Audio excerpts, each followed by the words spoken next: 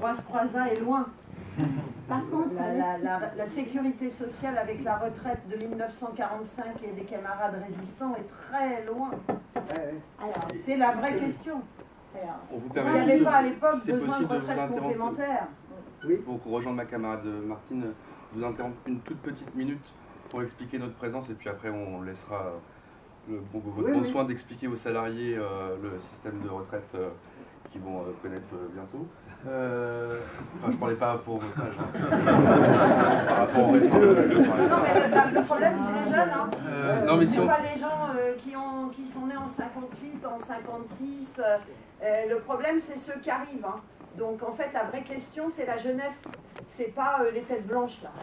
Si on est venu, parce qu'on a vu que c'était un atelier organisé par France Travail notamment, forcément, nous, à la CGT Spectacle, on est contre toute cette réforme qui s'est mise en place en prenant en plus de l'argent sur les caisses excédentaires de l'UNEDIC plutôt que d'appliquer l'accord du 27 octobre qui pouvait...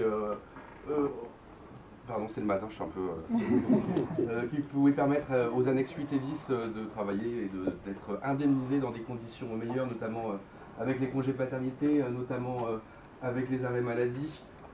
Encore une fois, il y a une négociation sur l'assurance chômage qui va mettre de plus en plus des gens dans la précarité.